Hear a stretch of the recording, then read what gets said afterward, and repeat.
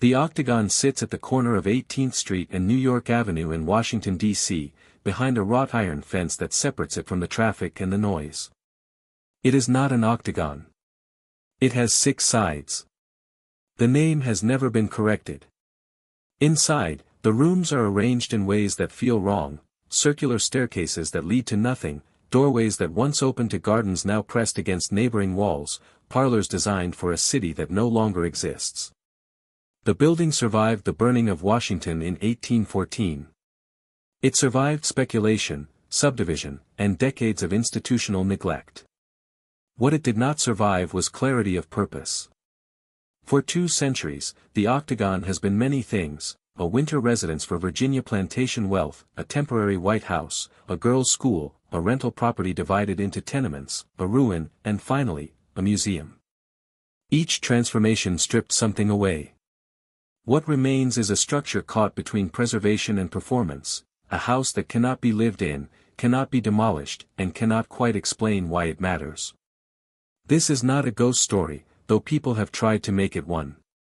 It is the story of a building that was designed to represent one kind of power and has spent 200 years being reshaped by others. The American Institute of Architects did not buy the Octagon because they loved it. They bought it because they needed legitimacy, and the building was available. In 1899, the Institute was still a young organization, fragmented and financially unstable, attempting to professionalize a field that had long operated without credentials or unified standards. Architecture in America was not yet a protected title. Anyone could call themselves an architect. The Institute wanted authority, and authority required a physical address that suggested permanence. The Octagon offered something specific: proximity to power. It sat 2 blocks from the White House, on a corner lot that had once been desirable and was now merely central. The building was deteriorating but intact, strange but historical, cheap enough to acquire but expensive enough to maintain. It had been a boarding house for nearly 2 decades, subdivided into cramped apartments, its original proportions obscured by partition walls and makeshift kitchens. The Institute purchased it for $30,000 and immediately discovered they had inherited a problem with no clear solution. The problem was narrative. The Octagon resisted categorization. It was not grand enough to function as a monument, not typical enough to serve as an educational model, and not beautiful enough to justify its oddities on aesthetic grounds alone. Its hexagonal footprint, never an octagon, despite the name, created rooms that were difficult to furnish and impossible to replicate. The circular staircase, elegant in isolation, led to upper floors that no longer matched their original configuration. Doorways opened onto walls. Windows framed views of adjacent buildings that had been constructed decades after the Octagon was designed. What the building did have was a story, though even that story was contested. The Madisons had lived there briefly after the British burned Washington in 1814. The Treaty of Ghent, ending the War of 1812, had been signed in the second-floor study. These were facts, but they were also inconvenient facts. The Octagon had not been built for the Madisons. It had been built for the Taylor family, whose wealth came from plantations and enslaved labor, and who had used the house as a winter residence for entertaining Washington's political class. The Institute could not celebrate the Madisons without acknowledging the Taylors, and they could not acknowledge the Taylors without confronting the economic system that had made the house possible. So they chose ambiguity. The Octagon became the Institute's headquarters, but it also became something vaguer, a museum, though of what, exactly, was never articulated. Tours were offered, but they focused on architecture, not history. Guides pointed out the spiral staircase, the curved walls, the imported marble. They mentioned the Madisons in passing. They did not mention the enslaved workers who had built the house, maintained it, and lived in the service wing and basement. They did not mention that the Octagon had been designed to enforce social hierarchy through spatial arrangement, or that its layout reflected a system of control as much as a system of aesthetics. The preservation work began immediately, but it was selective. Original features that fit the Institute's vision of early American architecture were restored. Features that did not, partition walls, tenant modifications, evidence of working-class occupancy, were removed. The building was stripped back to an imagined purity that had never actually existed. Rooms were repainted in colors chosen for their historical plausibility, not their historical accuracy.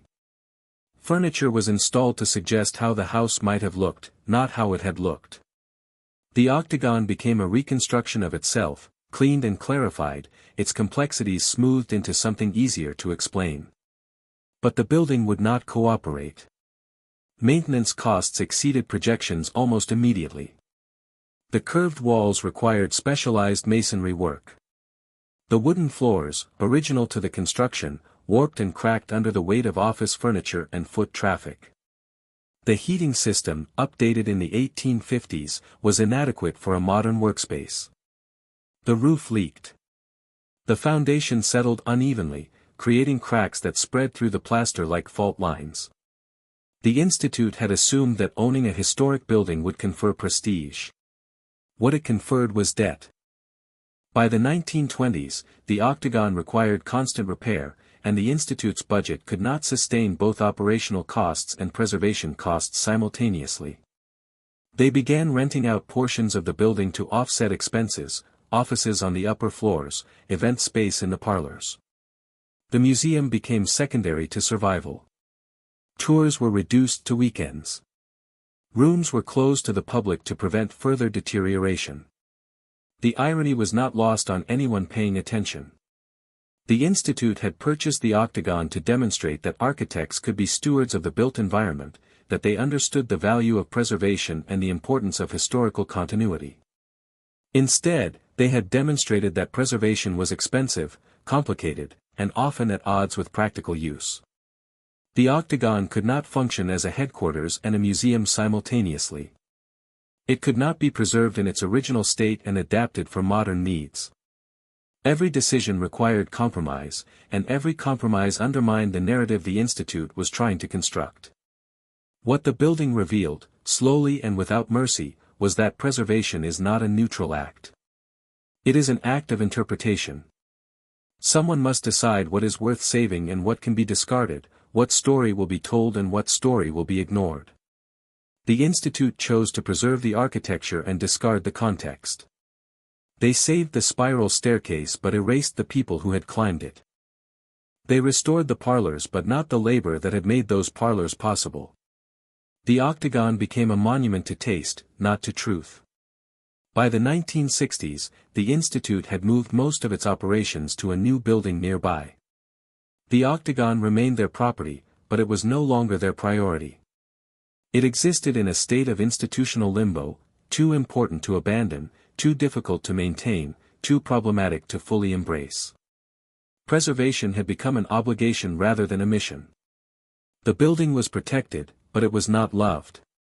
And the question that no one could answer was this: what, exactly, were they protecting? The Octagon had been built to display wealth derived from slavery.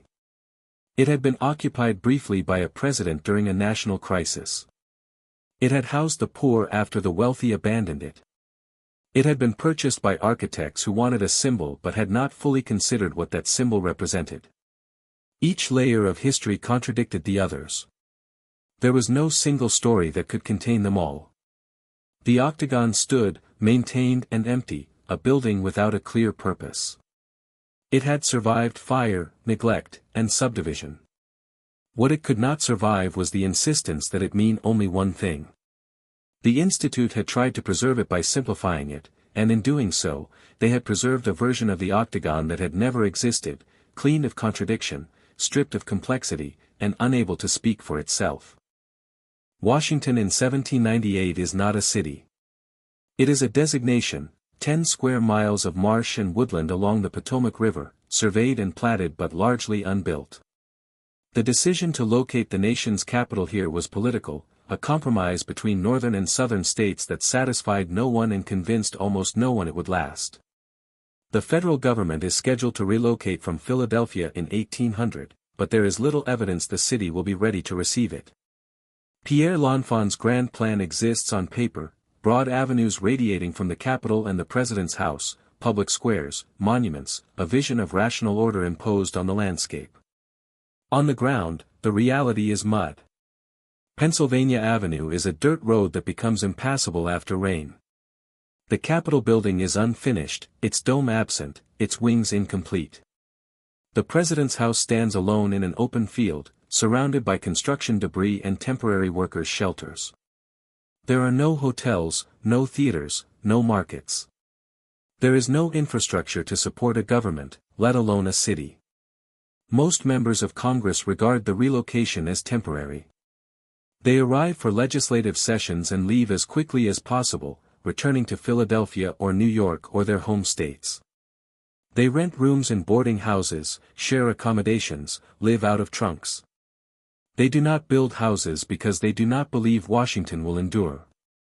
The city, such as it is, feels provisional, a government camp that might be abandoned if a better location presents itself, or if the fragile Union collapses entirely. Into this uncertainty comes a small number of people who believe otherwise. They are speculators, mostly, betting that proximity to federal power will generate value. They purchase lots in the newly platted squares, often on credit, hoping that the city will grow around them. A few are wealthy enough to build immediately. Most are not. The city fills slowly with half-finished structures and empty lots, a grid of intention with little substance. But there is another group, smaller and more calculating, who see Washington not as a speculation but as a stage. These are men, always men, who already possess wealth and status elsewhere, and who understand that the Capitol, however unfinished, will become the center of federal patronage, contracts, and influence. They do not need to live in Washington. They need to be seen in Washington. They need to demonstrate that they belong to the class of people whose opinions matter, whose presence is expected, whose loyalty to the Union is visible and architectural. This is a different kind of investment. It is not about real estate appreciation. It is about access. In the southern states, particularly Virginia, political power has always been inseparable from landed wealth. The great plantation families, the Carters, the Lees, the Randolphs, derive their influence from the scale of their holdings and the labor that works them. But the federal system introduces a new variable. Power in Washington will not be inherited through land alone. It will be negotiated, performed, and maintained through presence. For Virginia's planter elite, this presents a problem. They cannot abandon their estates, their wealth depends on direct management of enslaved labor and agricultural production. But they cannot afford to be absent from the capital either, not while Northerners and merchants and men without land are positioning themselves for influence. The solution is a divided life, months spent in Virginia overseeing the plantations, and a winter season spent in Washington participating in the social and political life that surrounds Congress and the executive branch. This requires a specific kind of residence. Not a plantation house, which would be inappropriate and impractical in the city. Not a boarding house, which would suggest transience or financial limitation. What is needed is a townhouse that signals permanence without suggesting a permanent move, a winter residence that communicates wealth, taste, and commitment to the federal project, while remaining distinct from the primary seat of family power back in Virginia. The architecture must solve a problem that is fundamentally social. A Washington townhouse cannot be too large, it must acknowledge that the primary estate remains elsewhere. But it cannot be modest, it must demonstrate that the family can afford to maintain multiple residences without strain. It must be formal enough to host dinners and receptions for political figures, but intimate enough to avoid the appearance of rivalry with the president's house or the homes of cabinet members. It must be distinctive without being eccentric, elegant without being ostentatious, expensive without being vulgar. Location matters as much as design.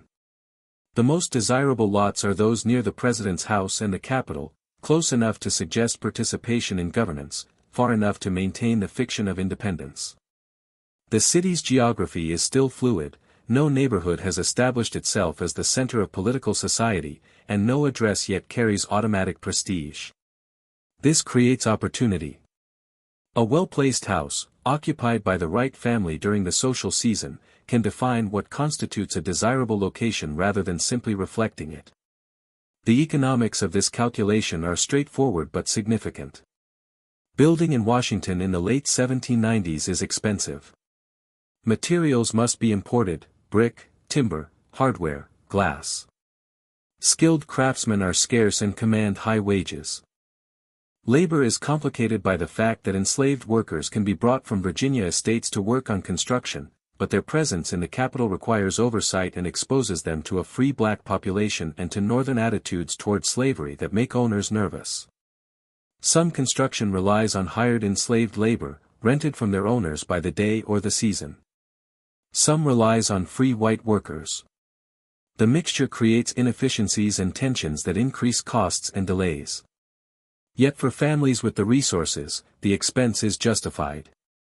A house in Washington is not merely a residence, it is a declaration of intent. It states that the family is committed to the Union, that they see their future as intertwined with the federal government, that they are willing to invest in a city most people believe will fail. It is a bet, but it is also a performance.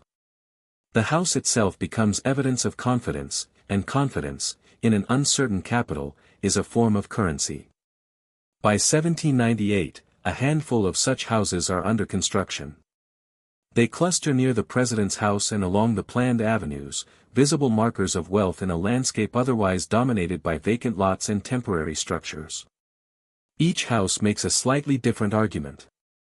Some are built in the Georgian style, echoing the architecture of established Eastern cities and suggesting continuity with British traditions of taste and order. Others experiment with newer forms, curved walls, classical details, innovative floor plans, that align with the Republican ideals the new nation claims to embody. What they share is a sense of performance. These houses are not private retreats. They are instruments of social positioning. They will host dinners where political alliances are formed, receptions where favor is negotiated, gatherings where the business of governance happens in parallel to its official proceedings. The parlors, the dining rooms, the entrance halls, all are designed to facilitate these interactions. The service wings, the kitchens, the slave quarters, all are designed to remain invisible while making those interactions possible. This is the context into which the Octagon will be built. It is not a house conceived in isolation, but a house designed to meet a specific need within a specific system. Washington is not yet a city, but it is becoming a mechanism, a place where political power and economic power must find ways to coexist and reinforce each other. For the families wealthy enough to participate, the question is not whether to build, but how to build in a way that signals both commitment and superiority. The answer will be a house that looks like nothing else in the unfinished capital, a house that makes John Taylor III inherits his wealth in 1792, when he is 21 years old. The inheritance is not complicated. It consists of land, thousands of acres across multiple Virginia counties, and the people who work it. By the time he begins planning the Octagon 6 years later, he controls at least 3 major plantations: Mount Airy in Richmond County, the primary estate, Ogle Hall on the Rappahannock, and additional holdings in King George County. The exact number of enslaved people he owns is difficult to establish from surviving records, but it exceeds 300. This makes him one of the wealthiest men in Virginia, and therefore one of the wealthiest men in America. Wealth of this kind is not liquid. It cannot be moved or easily converted. It exists as land, crops, livestock, and human beings held as property. The system requires constant management. Plantations operate on credit, crops are planted in the spring, sold in the fall, and the proceeds are used to pay debts, purchase supplies, and fund the next planting season. A single bad harvest can destabilize years of planning. Absentee ownership is dangerous. Overseers can be incompetent or cruel in ways that reduce productivity. Enslaved workers can resist through subtle means: slow work, damaged tools, illness real or feigned. The system functions only when the owner is present, visible, and engaged in the daily calculus of coercion and control. This creates a constraint. Taylor cannot simply move to Washington. His wealth depends on his presence in Virginia. But he also cannot afford to be absent from the capital. The federal government controls tariffs, trade policy, banking regulations, and land law, all of which directly affect the profitability of plantation agriculture. More importantly, it controls the future of slavery itself. The Constitution has protected the institution, but the protection is fragile. Northern states are beginning to abolish slavery within their own borders. The international slave trade will be banned in 1808, a date already fixed in the Constitution. Plantation owners understand that their economic model depends on federal policies remaining favorable, and federal policies depend on maintaining political influence. Taylor is not a politician. He does not seek office and does not make speeches. His influence operates differently. It is social, financial, and structural. He is part of a network of Virginia families, connected by marriage, by business partnerships, by shared economic interests, who collectively represent a significant portion of the nation's agricultural wealth. These families do not need to hold office themselves. They need access to those who do.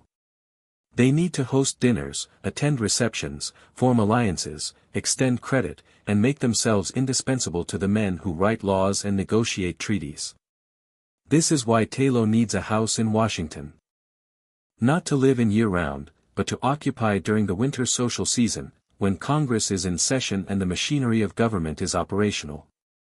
The House must serve as a base for entertaining, large enough to host formal dinners for cabinet members, foreign diplomats, and influential congressmen, but not so large as to suggest he has abandoned Virginia. It must communicate that he is a man of importance, but not a man seeking office. It must be expensive enough to prove his wealth is secure, distinctive enough to be remembered, and positioned close enough to the center of power to make attendance at his events convenient for the people whose attendance matters. He chooses a lot at the intersection of New York Avenue and 18th Street, 2 blocks from the president's house. The location is not yet prestigious, no location in Washington is, but it is strategic.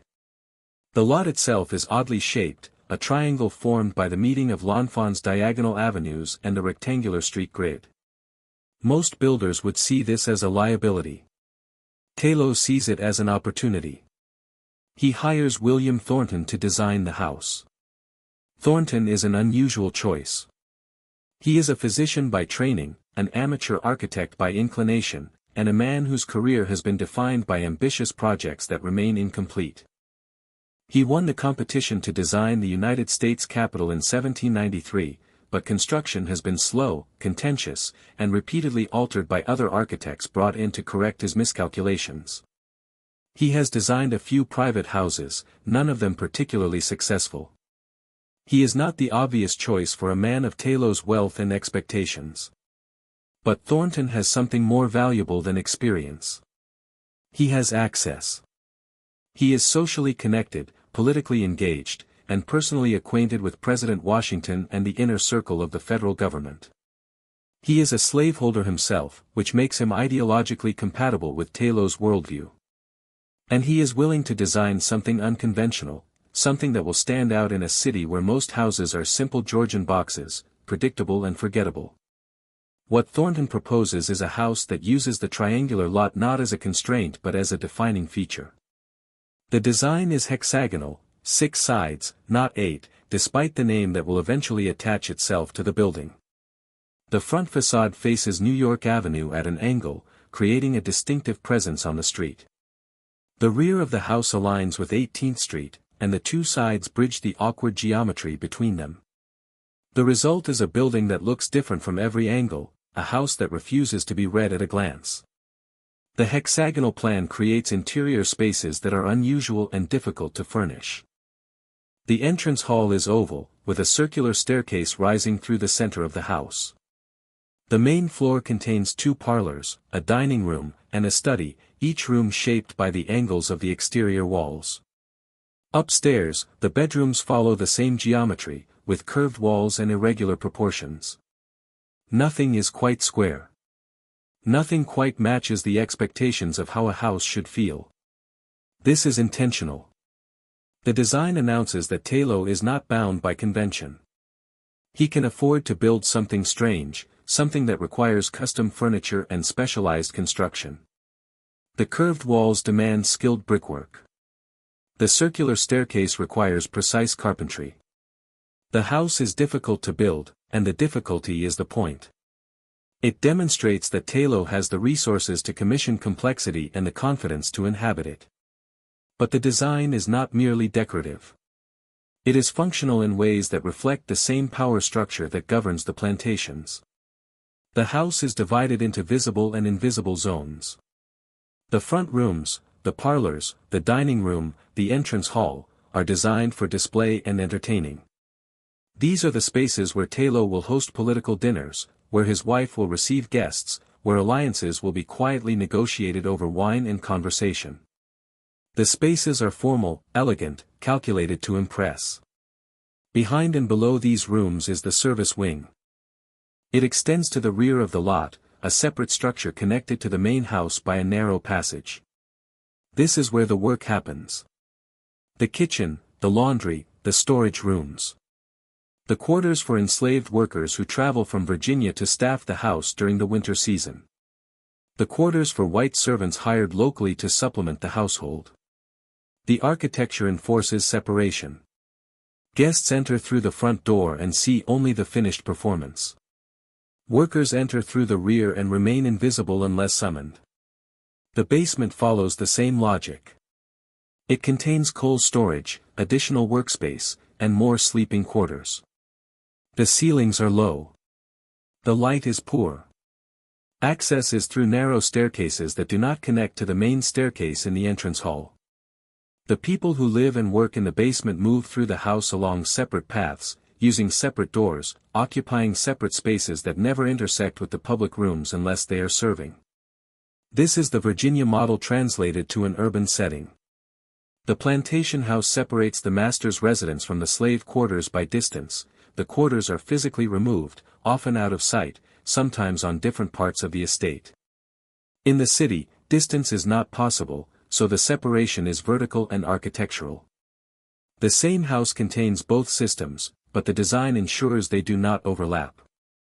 The house appears to operate seamlessly, as if the food simply arrives in the dining room, as if the fires light themselves, as if the cleanliness and order are natural states rather than the product of constant, invisible labor.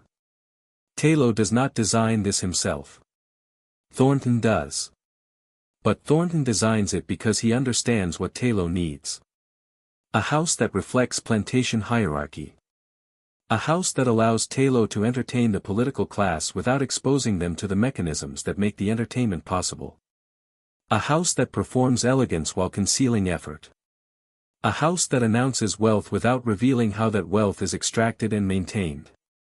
Construction begins in 1799 and takes 2 years. The costs exceed initial projections, as they almost always do. Talo pays. The house is completed in 1801, the same year Thomas Jefferson is inaugurated as president.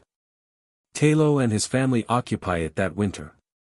They bring enslaved workers from Mount Airy to staff it. They host their first dinners. The house functions exactly as intended. It places Talo at the center of Washington's social life without requiring him to abandon the Virginia plantations that fund that life. The Octagon is not a home. It is infrastructure. It allows Talo to participate in the federal system while remaining dependent on a regional economy built on slavery. It solves the problem of presence without requiring commitment. And it does so through architecture that makes separation appear natural, that makes hierarchy appear inevitable, that makes power appear effortless. The Octagon operates on a schedule determined by the congressional calendar. The Talo family arrives in late autumn, usually November, traveling from Mount Airy with a caravan of belongings and people. They bring furniture that will not remain in Washington year-round, linens, silver, personal items, clothing for the season. They bring enslaved workers, a cook, house servants, a coachman, stable hands, laundresses. The exact number varies by year, but it is never fewer than a dozen. These workers are not volunteers. They are property, moved between estates as needed, and their presence in the capital is as temporary as the family's. The house must be opened before the family can occupy it. This is not a simple task. The Octagon sits empty for 8 months of the year. Shutters are closed, furniture is covered, fires are extinguished. Dust accumulates. The air grows stale. Rodents enter through gaps in the foundation. By November, the house is cold, dim, and uninhabitable. The workers arrive first, sometimes days before the family, to prepare the residence for use. Fires must be lit in every room, not for warmth alone, but to drive out dampness that warps wood and damages plaster. The circular staircase must be swept and polished. The parlor floors must be scrubbed. Windows must be cleaned, draperies hung, beds assembled and made. The kitchen in the service wing must be stocked with coal, firewood, cooking implements brought from Virginia or purchased locally. The root cellar must be filled with provisions. Water must be hauled from the well or purchased from carters who deliver barrels by wagon. Chamber pots must be placed in the bedrooms, emptied daily, cleaned. This work is invisible to the guests who will later visit the house, but it is constant and exhausting. The Octagon has no running water, no gas lighting, no central heating. Every comfort the family enjoys is produced by hand. Fires must be tended throughout the day and banked at night. Candles must be trimmed, replaced, their wax drippings scraped from surfaces. Lamps must be filled with oil. Ashes must be removed from fireplaces and carried outside. Laundry must be boiled, scrubbed, wrung, hung to dry, ironed. Food must be prepared over open flames in a kitchen that is separate from the dining room, which means every meal is carried through the passage connecting the service wing to the main house, a passage exposed to weather. The workers who perform this labor live in the service wing and the basement. Their quarters are cramped and barely furnished. Sleeping spaces are shared. Privacy does not exist. Heat comes only from the kitchen fires, which means the quarters are either too hot or too cold, depending on proximity to the stove. There are no windows in some of the basement rooms. Ventilation is poor. The conditions are not designed for comfort. They are designed to house workers efficiently and cheaply, in spaces that do not intrude on the family's use of the main house. The division of labor follows a clear hierarchy. Enslaved workers handle the most physically demanding tasks: cooking, laundry, hauling water and coal, maintaining fires, cleaning. White servants, usually hired locally for the season, manage the front rooms and serve at table. This division is not accidental. It allows the talos to present a household staffed by white faces when guests are present, while relying on enslaved labor for the work that remains hidden. The white servants earn wages. The enslaved workers do not. The system is efficient and profitable. During the social season, the house operates at a heightened pace. The talos host dinners regularly, sometimes twice a week. These are formal events, multiple courses, imported wine, candlelight, carefully arranged seating that reflects political alliances and social hierarchies. Preparing for a dinner requires a full day of work. The dining room must be set with linens, silver, china. The parlors must be arranged for after-dinner conversation. Fires must be built up to warm the rooms. The cook must prepare dishes that can be timed to arrive at the table in sequence, despite the distance between kitchen and dining room. Servants must be positioned to serve, clear, refill glasses, respond to requests without being intrusive. The performance required of the servants is delicate. They must be present but not noticed, efficient but not rushed, attentive but not familiar. White servants interact directly with guests, moving through the parlors and dining room with practiced deference. Enslaved workers remain in the background, visible only when entering to deliver dishes or remove plates, disappearing immediately afterward. The goal is to create an atmosphere of effortless hospitality, as if the house itself produces comfort without labor, as if the food materializes, the fires sustain themselves, the rooms remain pristine through some natural property of wealth. The guests, for their part, understand the performance. They do not ask how the house operates. They do not inquire about the workers.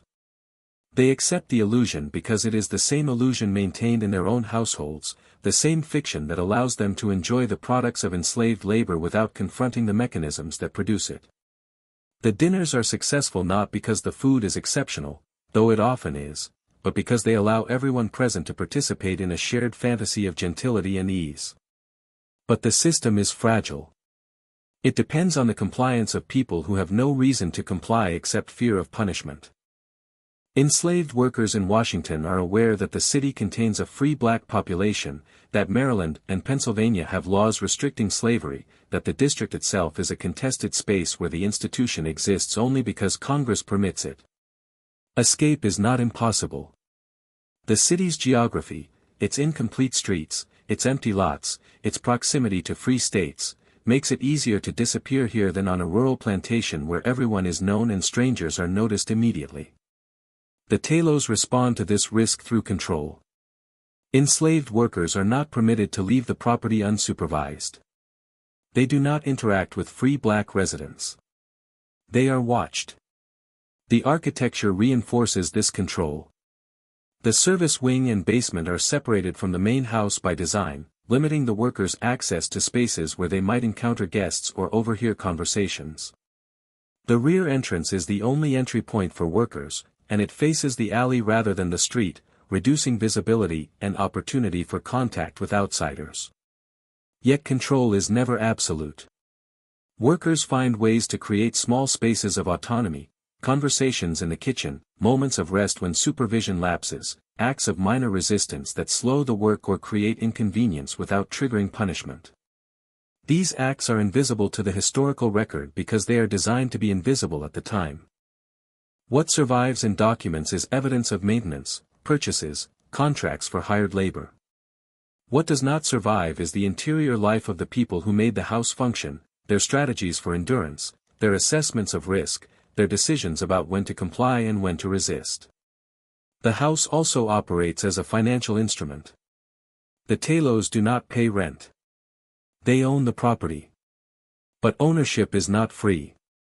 The house requires constant maintenance, repairs to the roof, replacement of windows broken by storms, masonry work on the brick facade, painting, plastering, carpentry. These costs are predictable but significant. The house also requires staffing, and while enslaved labor is unpaid, it is not costless.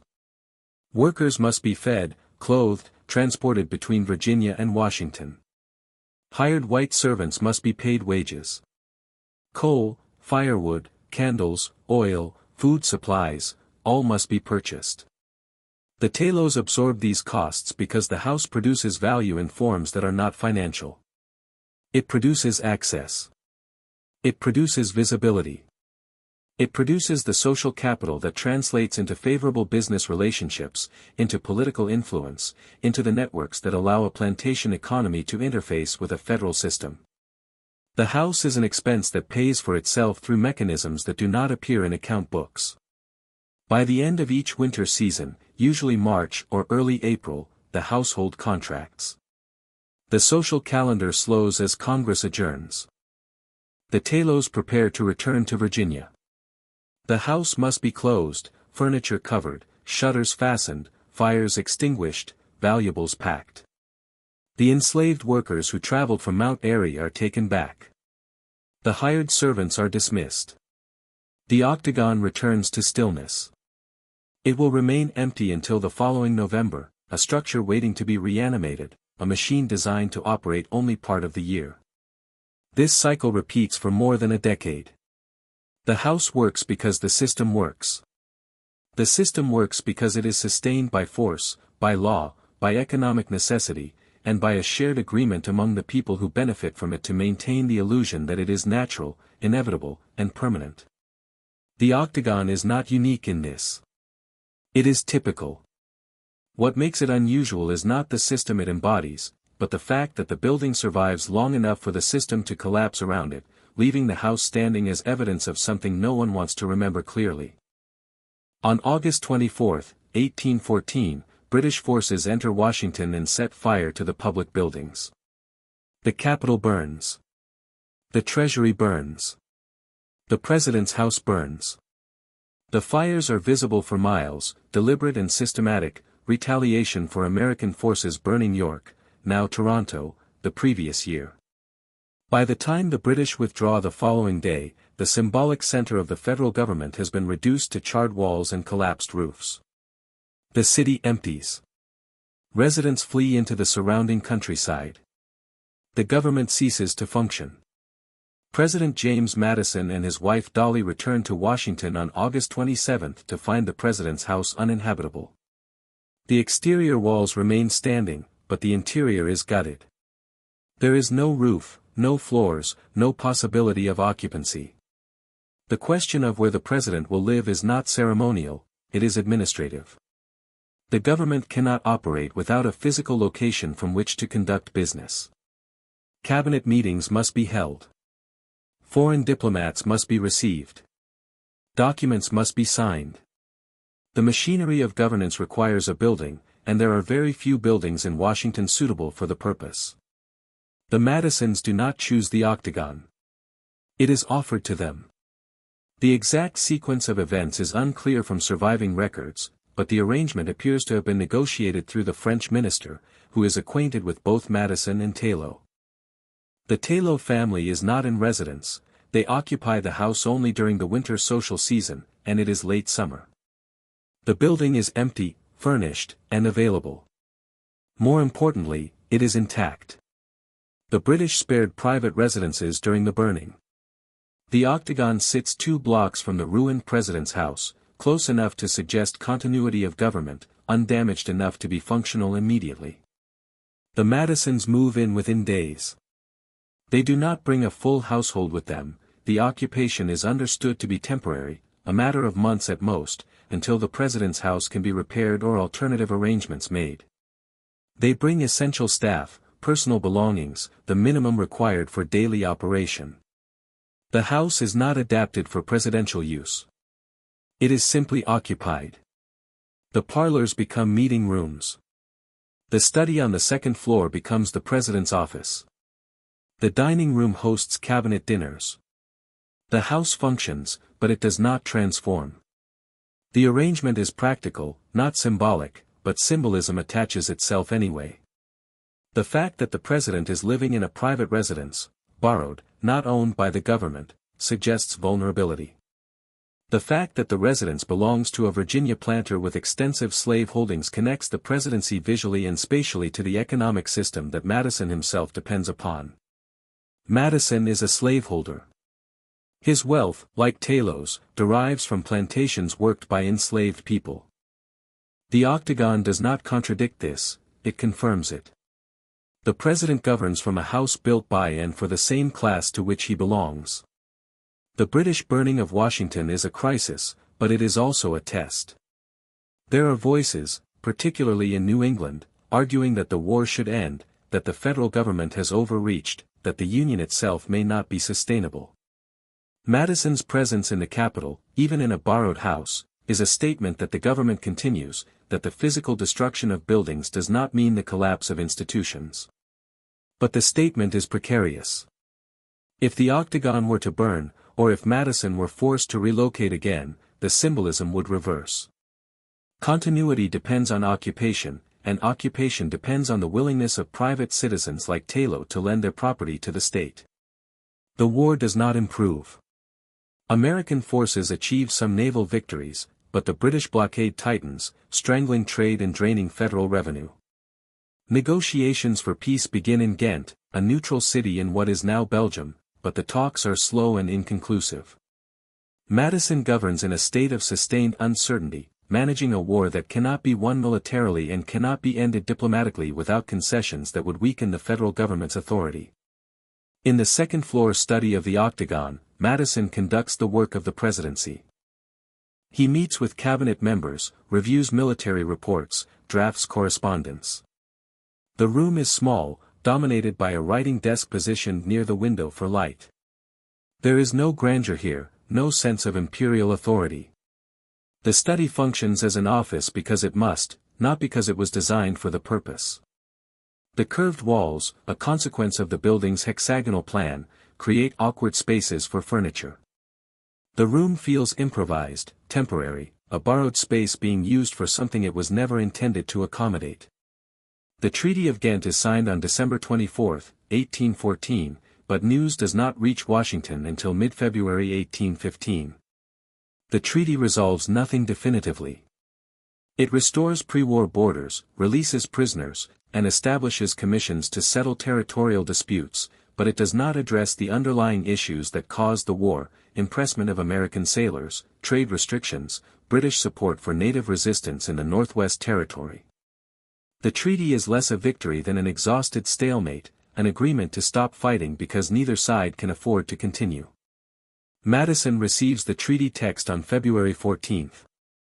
He reviews it with his cabinet in the Octagon's parlor. The terms are acceptable primarily because they are not disastrous. The United States has not lost territory. The British have not extracted major concessions. The war simply ends, and both sides agree to return to the status quo. For Madison, this is enough. The Union has survived. The federal government has demonstrated it can wage war, sustain losses, and continue functioning. The fact that the government operated from a borrowed house during the crisis becomes, in retrospect, evidence of resilience rather than weakness. On February 17, 1815, Madison signs the ratified treaty in the second-floor study of the Octagon. The act takes minutes.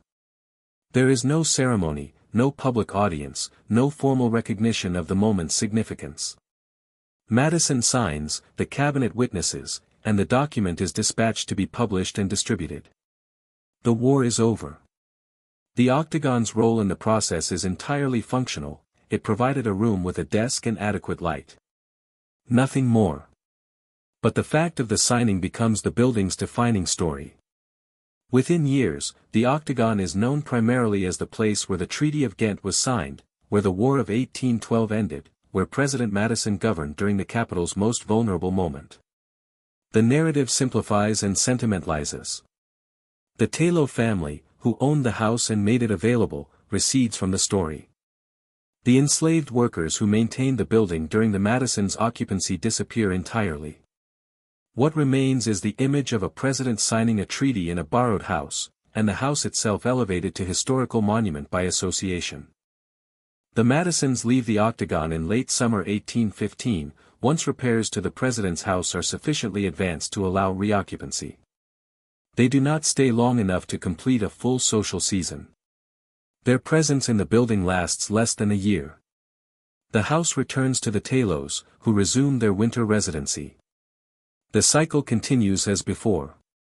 The Octagon functions again as a seasonal residence for Virginia plantation wealth, hosting dinners and receptions, operating according to the same hierarchical system of enslaved and hired labor, serving the same purpose it served before the war.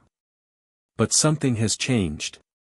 The house now carries a historical claim that exists independently of its original function. It is no longer just the Taylor residence. It is the building where the president lived, where the treaty was signed.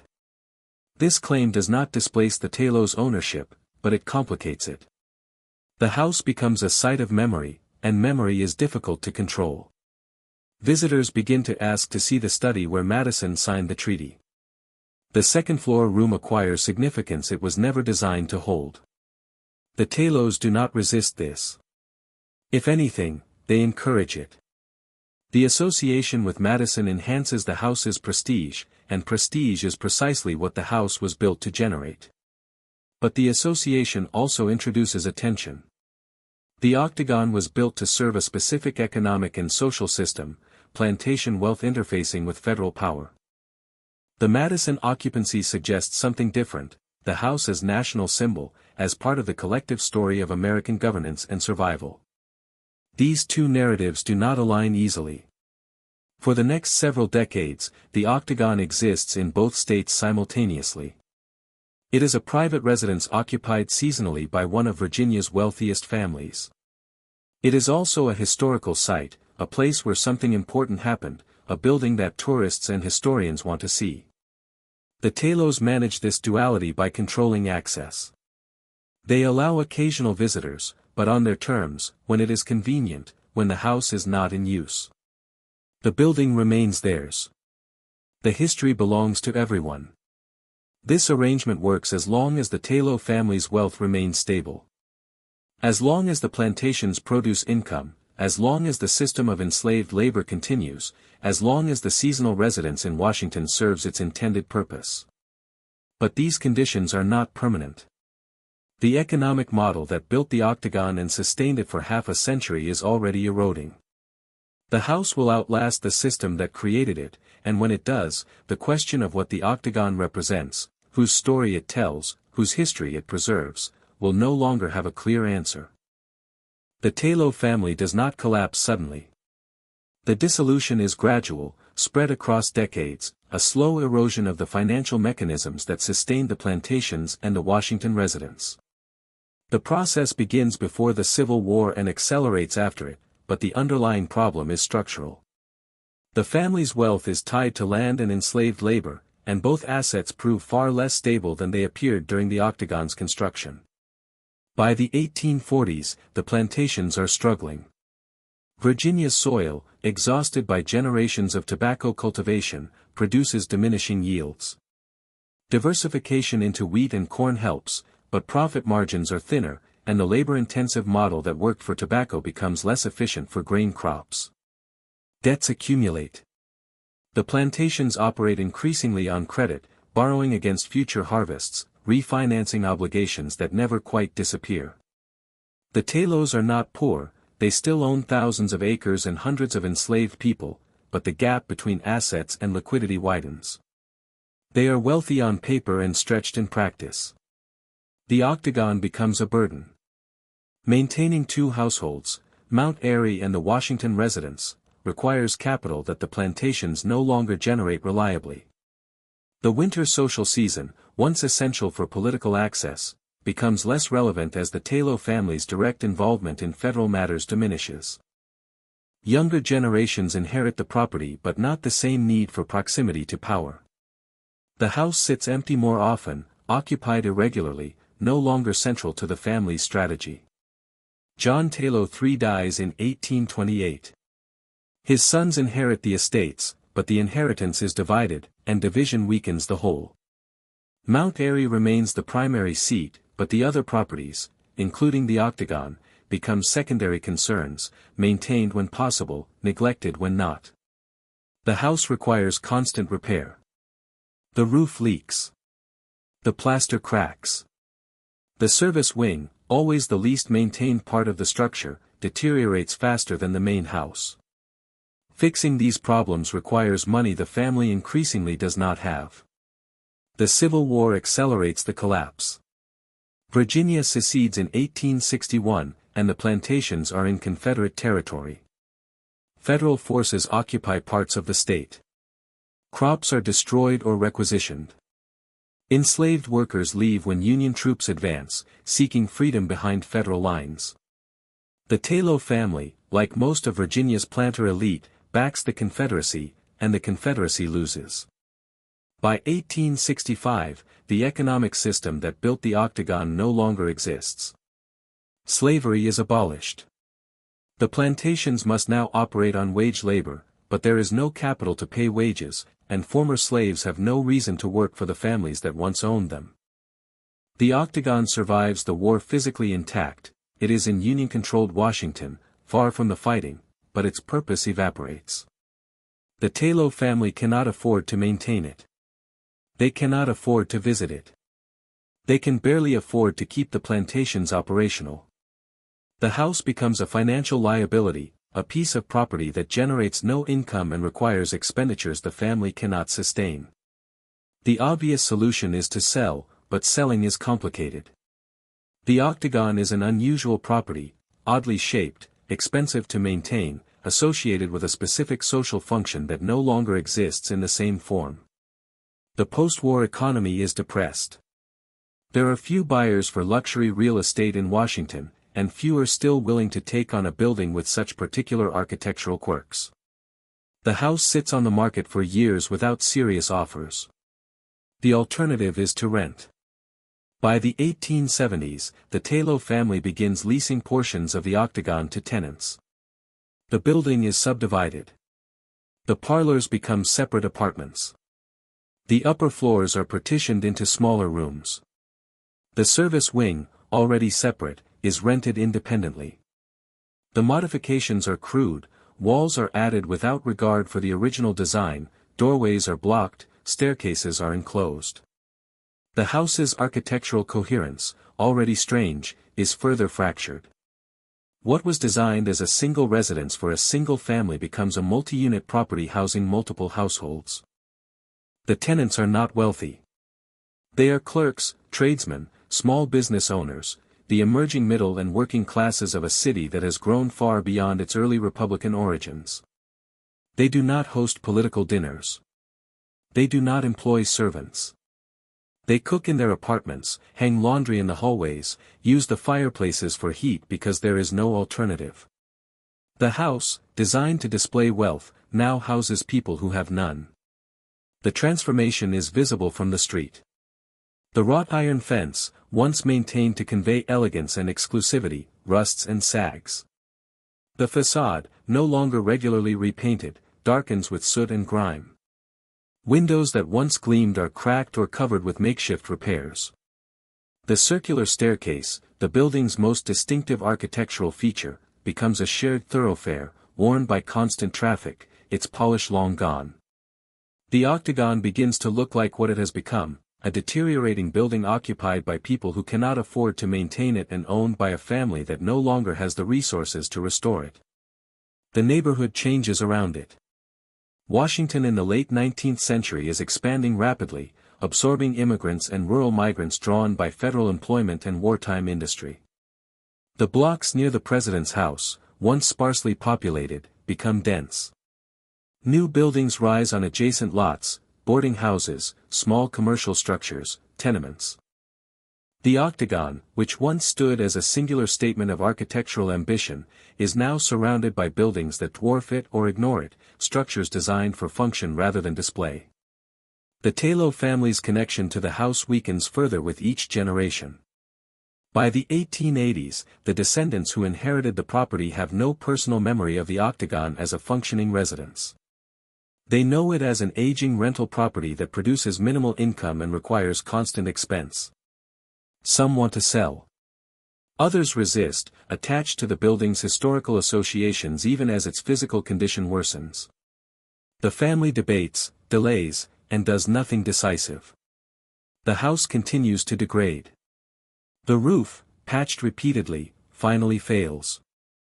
Water damage spreads through the upper floors, destroying plaster and warping floorboards. The basement floods during heavy rains. The service wing, least maintained and most exposed, becomes structurally unsound. Tenants complain, but there is no money for repairs. Some tenants leave. Others stay because their options are limited. The building is no longer desirable, but it is affordable, and affordability matters more than history. By the 1890s, the Octagon is in crisis. It is not abandoned, people still live there, but it is close. The building inspectors cite the property for code violations. The family receives notices of fines they cannot pay. The structure is on a path toward condemnation, and condemnation would mean demolition. Washington in this period is tearing down older buildings with regularity, replacing them with modern construction that meets the needs of a growing city. The Octagon is not protected by any preservation law. It is simply an old house in poor condition, and old houses in poor condition get demolished. What saves the Octagon is not its historical significance, but timing. The American Institute of Architects is looking for a headquarters at precisely the moment when the Taylor family is most desperate to offload the property. The Institute does not approach the family out of reverence for history. They approach because the building is available and affordable. The family does not refuse because they value the Octagon's legacy. They accept because they have no better option. The sale, negotiated in 1899, is a transaction of mutual convenience. The family escapes a financial burden. The Institute acquires a property they can claim as symbolically important. The Octagon changes hands for $30,000, a fraction of what it cost to build a century earlier. The Taylor family walks away. They retain Mount Airy and some of the Virginia properties, but they sever their connection to Washington. The house that was built to secure their place in the capital's social hierarchy becomes someone else's problem, someone else's symbol, someone else's version of history. For the last residents, the clerks and tradesmen renting subdivided apartments, the sale means displacement. They are given notice. The building will be renovated, returned to single use, transformed into something they will never be allowed to inhabit again. They leave, and with them goes the final trace of the Octagon's decades as working-class housing. This chapter of the building's history will be erased during the Institute's restoration, literally stripped away as partition walls are torn down and the house is returned to an imagined version of its original state. The Taylor family's era ends not with ceremony but with paperwork, a deed transfer, a bank draft, a handshake between lawyers. The family that built the Octagon to demonstrate permanence and power loses it because they can no longer afford the performance. The building outlasts them, but only because someone else decides it is worth saving. The question of why it is worth saving, and what version of the Octagon will be saved, remains unresolved. The new owners will have to invent an answer. The American Institute of Architects does not purchase the Octagon out of affection for William Thornton or reverence for the Treaty of Ghent. They purchase it because they need legitimacy that they do not yet possess, and the building offers a shortcut to historical authority. In 1899, the Institute is less than 50 years old, fractured by regional tensions, starved of funding, and struggling to define what an architect is in a country where the title remains unregulated and the profession lacks clear boundaries. Engineers call themselves architects. Builders call themselves architects. Anyone with a drafting table can claim the title and solicit commissions. The Institute wants to change this. They want licensing laws, educational standards, professional gatekeeping that will separate trained architects from amateurs and tradesmen. But they have no institutional weight. They cannot point to a legacy, a headquarters, a physical presence that suggests permanence. They operate out of rented offices, convene irregularly, and command little respect outside their own membership. Owning a historic building in the capital will not solve these problems, but it will create the appearance that the profession has roots deeper than its actual history. The Octagon is attractive precisely because its history is ambiguous enough to be useful. The Treaty of Ghent was signed there, this is indisputable and symbolically valuable. The building was designed by Thornton, who also designed the Capitol. This creates a lineage connecting the Institute to the federal government's most prominent architectural project.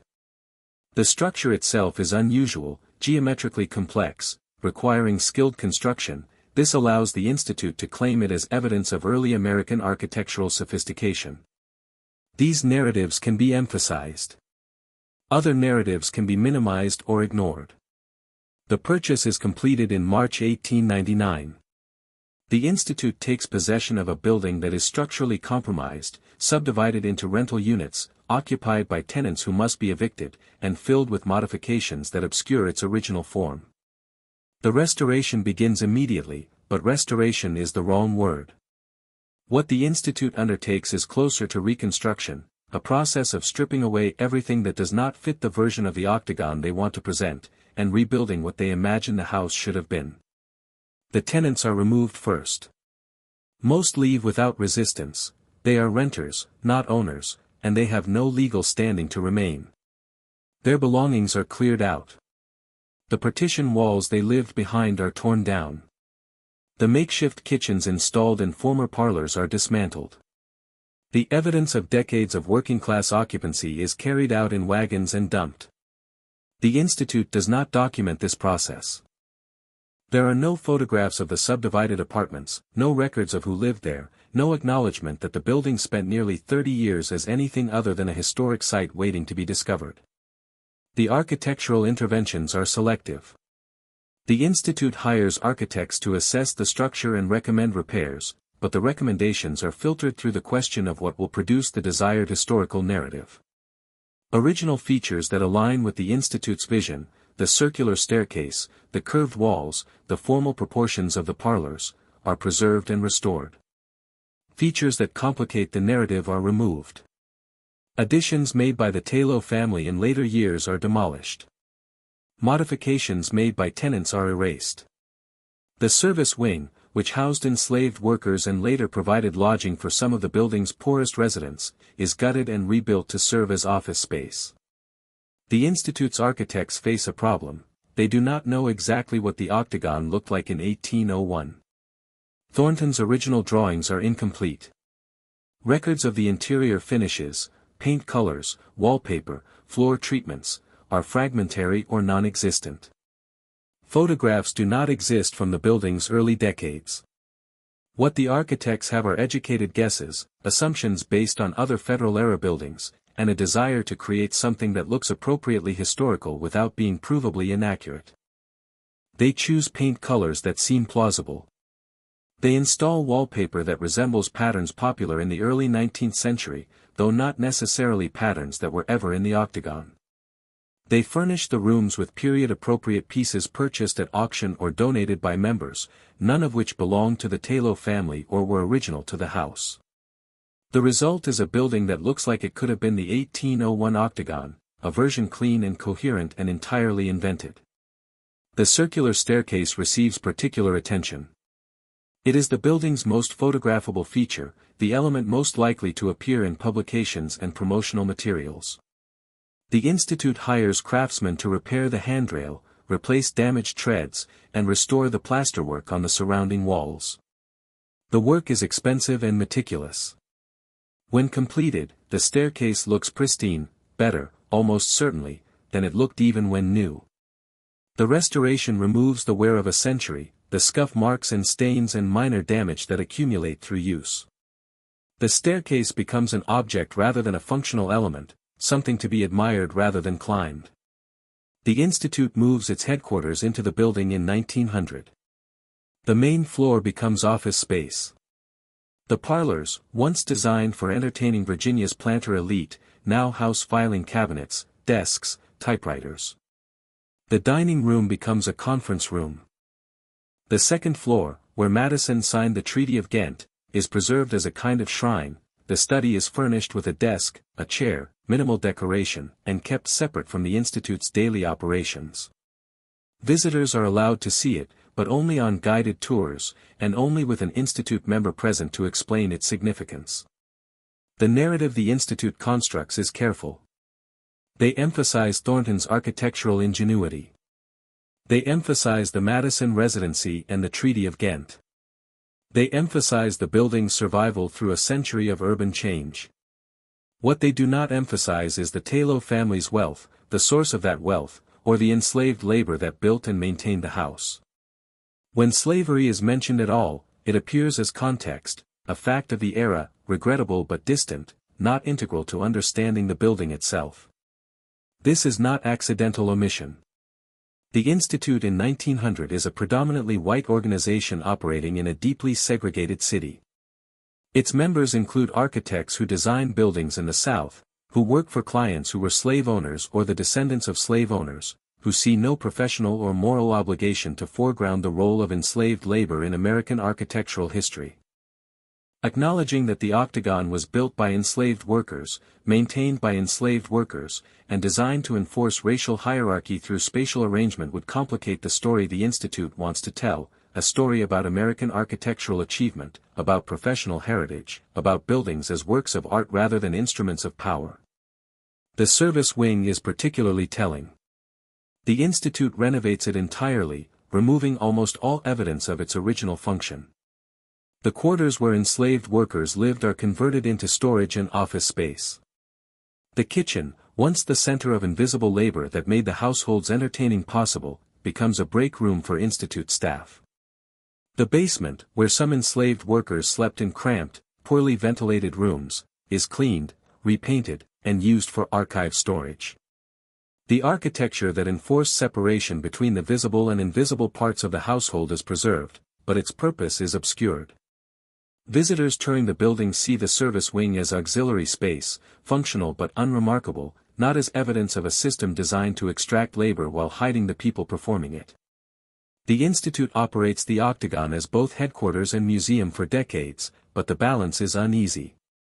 The building is too small to accommodate a growing staff. The curved walls and irregular rooms that make it architecturally interesting make it functionally inefficient. Filing cabinets do not fit properly. Offices feel cramped. Meetings are held in rooms designed for intimate dinners, not professional gatherings. By the 1930s, the Institute is discussing the need for a larger, more modern headquarters. But they cannot simply abandon the Octagon. The building has become the Institute's public face, the symbol they use in publications and promotional materials. Leaving it would suggest that history is disposable, that preservation is optional, that architects care about their own convenience more than cultural stewardship. The Institute is trapped by the narrative they created. They claimed the Octagon as proof of their commitment to architectural heritage, and now they must maintain it, even as it becomes increasingly impractical as a working headquarters. The solution is gradual separation. The Institute begins moving administrative functions to rented office space nearby, keeping the Octagon for ceremonial purposes and limited tours. The building becomes less a headquarters and more a monument, occupied but not actively used, maintained but not fully inhabited. This arrangement continues for decades, an awkward compromise that satisfies no one completely but avoids the political embarrassment of abandoning the property. By the 1960s, the Institute constructs a new headquarters building 2 blocks away. The Octagon is no longer needed for daily operations. It transitions fully into a museum, though what kind of museum remains unclear. Is it a museum of architecture? Of early American history? Of the War of 1812? Of the Taylor family? The Institute never quite decides. Tours continue, but attendance is modest. The building is open to the public, but the public is not particularly interested. The Octagon exists in institutional limbo, preserved, protected, and quietly irrelevant. The preservation the Institute accomplished is real. Without their intervention, the building would likely have been demolished by 1910, replaced by a commercial structure or apartment building. The Octagon survived because the Institute bought it, renovated it, and committed resources to its maintenance. But what they preserved was selective. They saved the architecture they valued and erased the history they found inconvenient. They created a monument to professional legitimacy and called it preservation. The building they restored is not the building that existed in 1801, or 1814, or 1880. It is a version constructed in 1900, reflecting the priorities and prejudices of that moment, and presented as timeless truth. By 1970, the Octagon is no longer a headquarters. It is no longer even a particularly successful museum. It is a building maintained out of obligation, visited by small numbers of tourists who arrive because guidebooks mention it, not because they have sought it out. The American Institute of Architects continues to own the property, continues to fund its upkeep, but the building serves no clear institutional purpose. It exists because it has always existed, because abandoning it would be an admission that preservation alone is not sufficient justification for a building's survival. The tours offered during this period follow a script that has calcified over decades. Guides begin in the entrance hall, point out the circular staircase, explain the hexagonal plan. They move through the parlors, describe Federal-era decorative techniques, mention the Madisons. They climb to the second floor, show visitors the study where the Treaty of Ghent was signed. They do not linger in the service wing. They do not discuss the basement. The tour presents the Octagon as an architectural curiosity and a footnote in presidential history. It does not present the building as a system, as evidence of labor and power, as a structure designed to enforce social hierarchy. This begins to change in the 1990s, not because the Institute decides to change it, but because the framework for understanding historic sites begins to shift. Historians, particularly those focused on African American history and labor history, start asking different questions of old buildings. Who built them? Who maintained them? Whose labor made their function possible? These questions are not new, but they are newly insistent, and they cannot be ignored without the institution appearing deliberately evasive. The Institute commissions research into the Octagon's history, research that extends beyond architectural drawings and presidential anecdotes. Archival work uncovers records of enslaved workers owned by the Taylor family, names, ages, valuations, records of sale and transfer. Estate inventories list enslaved people as property alongside furniture and livestock. Letters mention workers by name in the context of disciplinary issues or escape attempts.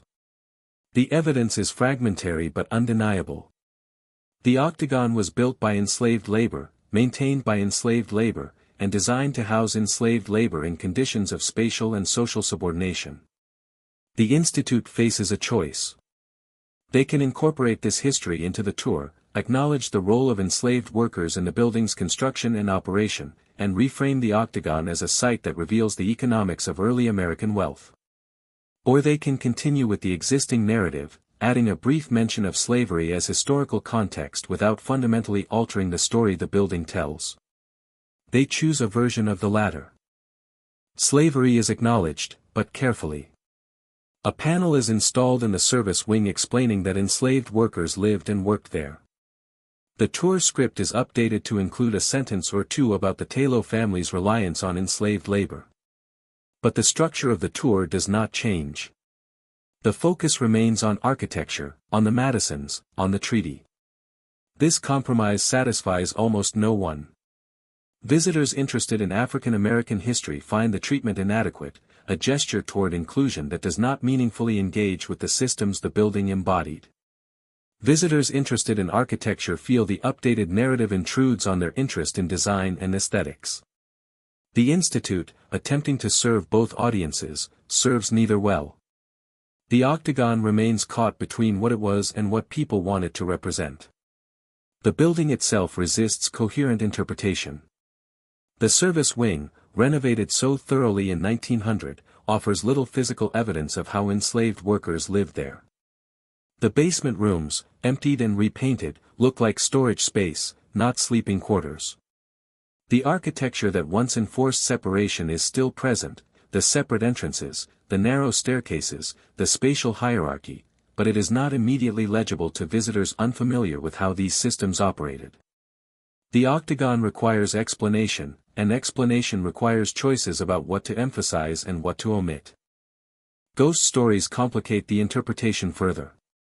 By the late 20th century, the Octagon has acquired a reputation as one of Washington's most haunted buildings. Guides and visitors report unexplained phenomena, footsteps on the circular staircase when no one is there, cold spots in certain rooms, the smell of candle smoke, shadowy figures glimpsed in peripheral vision.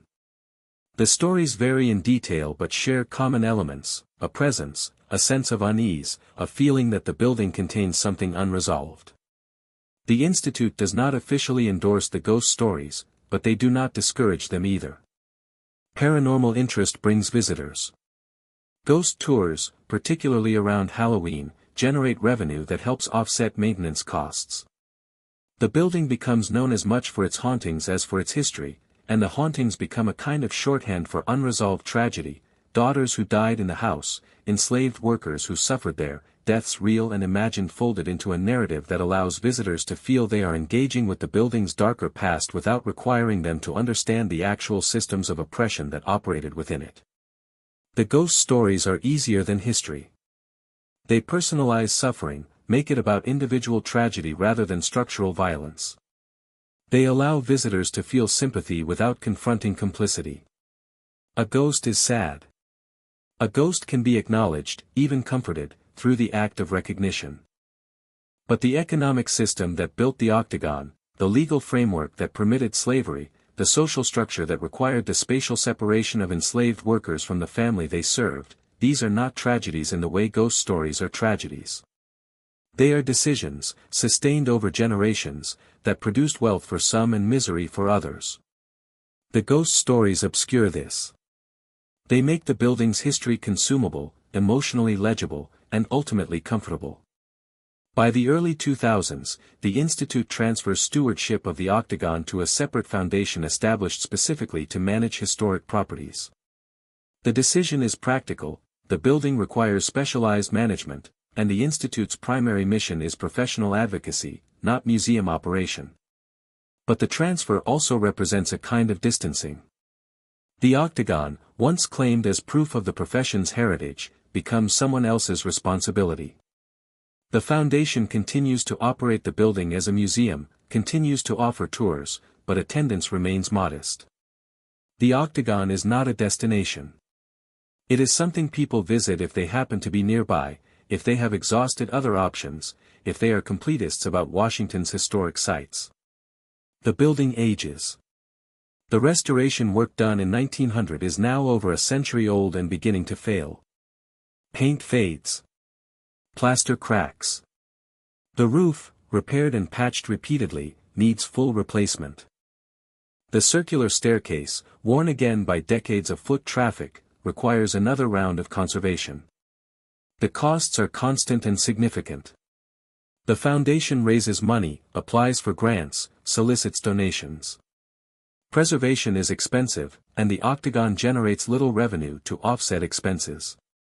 It survives on institutional inertia and the conviction that historic buildings, once saved, must continue to be saved regardless of whether anyone can articulate why. The interpretation continues to evolve, slowly and unevenly. New panels are installed, new research is incorporated, the tour script is updated again. The role of enslaved workers receives more attention. The Taylor family's wealth is discussed more explicitly. The service wing and basement are open to visitors more regularly. But the building resists becoming a site of clear moral instruction.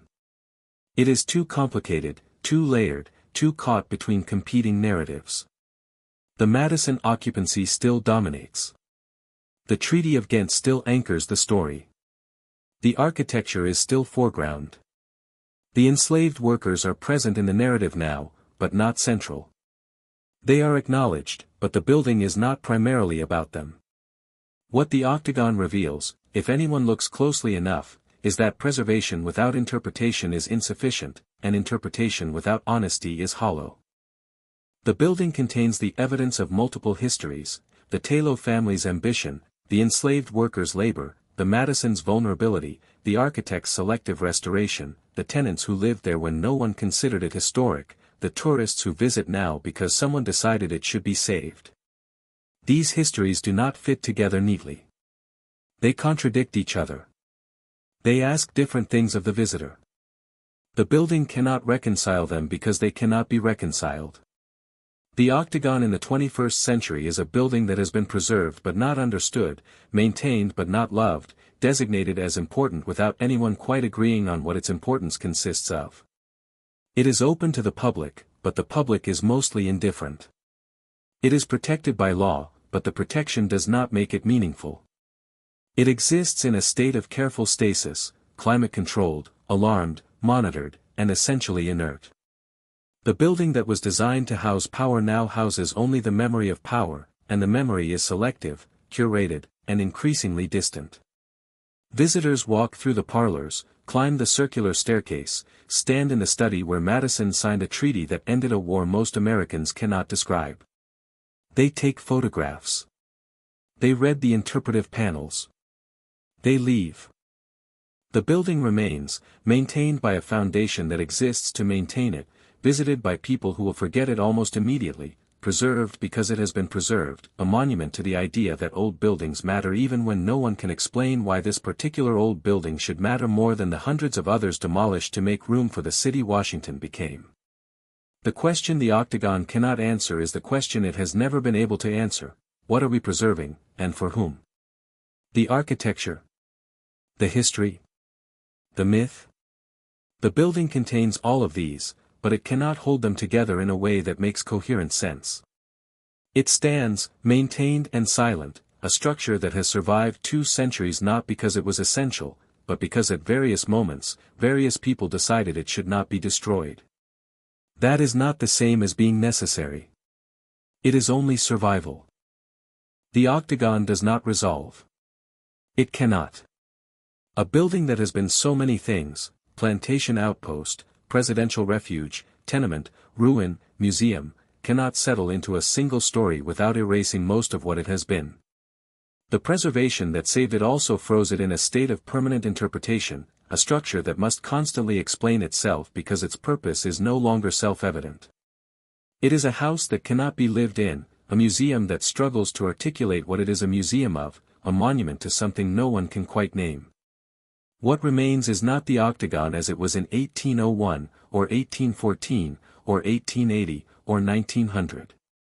What remains is a reconstruction of a reconstruction, layers of selective preservation stacked on top of each other, each layer reflecting the priorities of the people who controlled the building at that moment. The circular staircase is original but has been restored so many times that almost none of the materials are original. The paint colors are chosen to look historically appropriate, not because they match documentary evidence. The furniture is period appropriate but was never in the house. The service wing exists but has been stripped of the features that would make its function legible. The building is authentic in the way a costume is authentic, carefully researched, plausibly accurate, but ultimately a performance. The histories the Octagon contains do not fit together because they come from incompatible systems. The house was built to serve an economy based on enslaved labor, designed to allow that labor to remain invisible while producing visible comfort and elegance. It was occupied briefly by a president during a national crisis, and that occupation elevated the building into a symbol of federal resilience. It became rental housing for working-class families who had no connection to its original purpose and no interest in its historical significance. It was claimed by architects who needed a headquarters and a lineage, and who preserved the parts of the building that supported their narrative while erasing the parts that did not. Each transformation required violence, not always physical, but always erasive. The tenants who lived in the subdivided apartments were evicted to make way for restoration, their presence in the building's history deemed irrelevant. The enslaved workers who built and maintained the house were written out of the story for a century, mentioned only as context, never as central. The Taylor family's wealth, derived from plantations worked by hundreds of enslaved people, was softened into land ownership, the mechanics of extraction left vague. The building was saved, but what was saved was partial, selective, shaped by decisions about whose history mattered and whose could be discarded. The question is not whether the Octagon should have been preserved. It was saved from demolition, and demolition would have meant the complete loss of the building and all the histories it contains. The question is what preservation means when the thing being preserved is itself a distortion. The Octagon that tourists visit is not the Octagon that existed. It is a version cleaned of contradiction, arranged to suggest coherence, interpreted to avoid discomfort. The building tells the story its custodians wanted to tell, and that story has changed as custodians have changed, but it has never been complete. This is not unique to the Octagon. Most historic sites face the same problem. Preservation requires choices: what to restore, what to remove, what to explain, what to omit. Every choice is an interpretation, and every interpretation privileges one version of history over others. The difference with the Octagon is that the building's strangeness, its hexagonal plan, its odd angles, its architectural insistence on being noticed, makes the interpretive work more visible. The building does not disappear into a conventional narrative. It resists. Not intentionally, but structurally. The curved walls, the circular staircase, the rooms that do not quite fit together, all of these demand explanation, and explanation forces the question of what story is being told and why. The Octagon is most honest when it is most uncomfortable. The service wing, even renovated and repurposed, still reveals the spatial logic of a household that required labor to remain hidden. The separation between the formal rooms and the workspaces, the narrow staircases that allowed workers to move through the house without being seen, the basement rooms with low ceilings and poor light, these features cannot be entirely erased because they are structural. The architecture itself is evidence. It shows, more clearly than any interpretive panel, that the house was designed to enforce hierarchy, that comfort for some required invisibility for others, that elegance was not an aesthetic choice but a system of control. The building holds knowledge it cannot articulate. It knows how many people lived in the basement. It knows what the service wing sounded like at 5 in the morning when fires were being lit, water hauled, bread baked. It knows the routes enslaved workers took through the house, the doors they used, the spaces they were permitted to occupy and the spaces they were not. It knows the weight of the trunks carried up the circular staircase each November, the sound of carriages arriving for dinners, the silence of the months when the house sat empty. But knowledge embedded in architecture is not the same as knowledge accessible to visitors. The building cannot speak. It can only be spoken for, and the people who speak for it have always had reasons to speak selectively. What the Octagon does not hold, and can never hold, is resolution. The systems that built it, slavery, plantation agriculture, federal patronage networks, the social performance of wealth, collapsed or transformed, but they did not disappear cleanly. They left traces, laws, economic structures, patterns of land ownership, inherited wealth, spatial arrangements in cities that still reflect 19th-century hierarchies. The Octagon is one trace among many.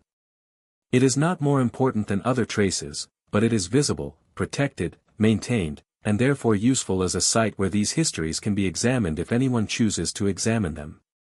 Most visitors do not choose. They come for the architecture or the Madisons or the ghost stories. They take photographs of the circular staircase. They stand in the study where a treaty was signed. They do not ask about the workers who cleaned the study, who maintained the staircase, who made it possible for the house to function. The building offers them a story that is easy to consume, great men, historic moments, architectural ingenuity, and they accept it because it does not require them to think about systems, about labor, about the mechanisms that produce comfort for some and suffering for others. The foundation that manages the Octagon understands this tension. They have updated the interpretation, added content about enslaved workers, tried to present a more complete history. But they also understand that most visitors do not want a complete history. They want a monument. They want something they can photograph and post and feel they have experienced. The foundation must balance accuracy with accessibility, honesty with visitor comfort, and these goals do not always align. The result is an interpretation that gestures toward complexity without fully committing to it, that acknowledges difficult histories without centering them, that tries to be responsible while remaining palatable. The building survives because it has been useful to various groups at various times. It was useful to the Taylor family as a winter residence and a tool for maintaining political access. It was useful to the Madisons as emergency housing during a national crisis. It was useful to landlords as rental property. It was useful to the American Institute of Architects as a symbol of professional legitimacy. It is useful now to a preservation foundation as a site that justifies their existence and generates modest revenue through tours and event rentals. The building has never been loved for itself. It has been valued for what it provides, and when it stops providing something useful, its survival becomes uncertain. The Octagon will likely continue to exist. It is protected by preservation laws, owned by an organization committed to its maintenance, and embedded in a city where historic buildings are understood as part of the urban fabric. But existence is not meaning. The building can be maintained indefinitely without ever resolving the question of what it represents or why that representation matters.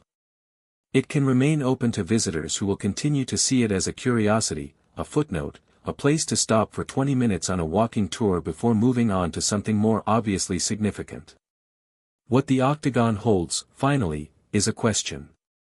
Not a question about architecture or history or preservation, but a question about what we do with buildings that contain truths we would rather not confront. The Octagon was built by enslaved people for the benefit of people who owned them. It functioned as an instrument of social and political power. It was designed to make exploitation invisible. These facts are not disputed. They are documented, acknowledged, included in the interpretation. But acknowledging facts is not the same as reckoning with them. Reckoning would require asking what it means that the building still stands, that it is maintained with public and private funds, that it is presented as part of American heritage, that visitors are invited to admire its architecture without fully confronting the labor and violence that made it possible. The building cannot answer this question because buildings cannot answer questions. They can only hold them. The Octagon holds this question the way it holds everything else, silently, structurally, waiting for someone to notice. Most people do not notice. They see a historic house with an odd shape and an interesting staircase. They hear about the Madisons and the treaty. They leave. The building remains, preserved and unresolved, a monument to something that has never been adequately named. It is not a monument to architecture, the design is competent but not exceptional. It is not a monument to the Madisons, they lived there less than a year. It is not a monument to the Taylor family, they lost the house and are barely remembered. It is not a monument to enslaved workers, they are acknowledged now, but the building was not preserved for them, and the interpretation does not center their experience. The Octagon is a monument to the difficulty of preservation itself, to the impossibility of saving a building without deciding what story it will tell, and to the fact that every story we tell about the past is also a decision about what to remember and what to forget. The building stands because it has not been demolished. It is maintained because maintenance is what happens to buildings that have been designated historic. It is visited because it is open to visitors. None of this is the same as matching. The Octagon survives, but survival without clarity of purpose is not triumph. It is simply endurance. The building endures, holding its contradictions, offering no resolution, waiting for a conversation that may never arrive.